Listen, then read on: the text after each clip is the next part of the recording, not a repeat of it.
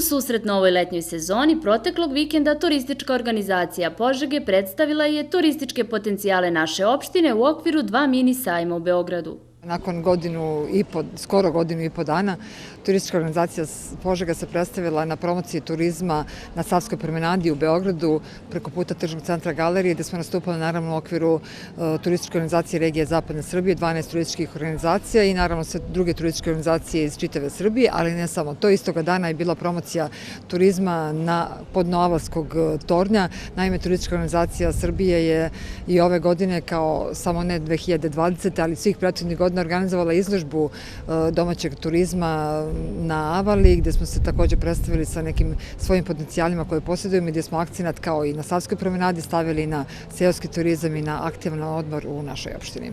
Veliki broj posetilaca obišao je štand naše opštine, ali posebno interesovanje vladalo je za Tometino polje. Najprije što je Tometino polje prepoznato sada kao jedna od boljih destinacija u smislu potencijala koje ima, a mesto, samo geografski položaj Tometino polja nam daje naravno dovoljno impulsa da mi možemo da računamo kao na buduću top destinaciju.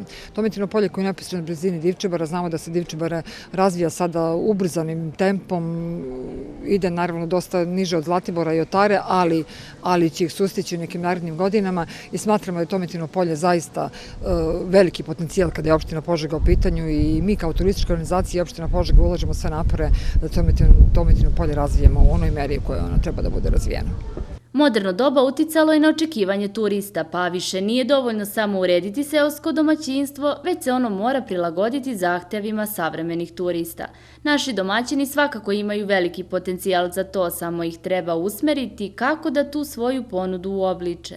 Savjetujemo i naše domaćine da zaista urede svoje domaćinstvo po visokim standardima. Na taj način kada objave slike na platformama, kada i mi objavimo njihove fotografije, drugačija je percepcija turista i kada dođu tu. Osim udobnog i čistog smeštaja, oni traže aktivan odmor. Znači moramo imati još nešto pored toga što ćemo ponuditi zaista vrhunsku hranu i odličan smeštaj. Moramo imati i biciklističku stazu i pešačku stazu. Moramo organizovati neki sadržaj. Ako ne mi da organizujemo njima, onda moramo im bar preporučiti gde to da se obrate, kome da se obrate, da im neko organizuje posetu Ovčarsko-kablarskoj klisuri, zašto ne i Zlatiboru, Mećavniku i tako dalje. Dakle, mora se napraviti jedna dobra infrastruktura, jedna dobra ponuda sa kojom ćemo mi dočekati, odnosno pokušati da reklamiramo svoje domaćinstvo, a samim tim ga i prodati.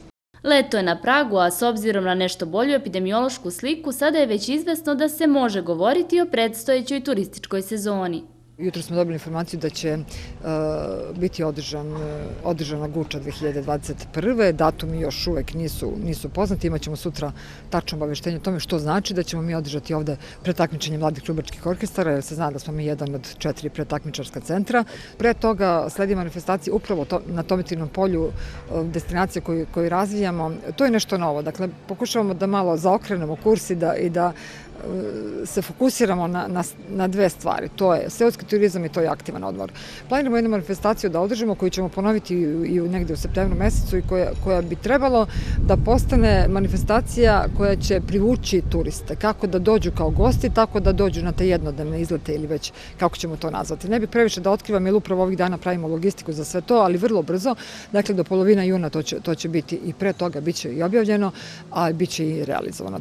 Prethodne godine mnogi planovi nisu uspeli da se realizuju. Nadamo se da će se ove godine steći adekvatni uslovi, da će brojni Požežani, ali i posetioci iz drugih gradova moći da uživaju u bogatom programu naše turističke organizacije.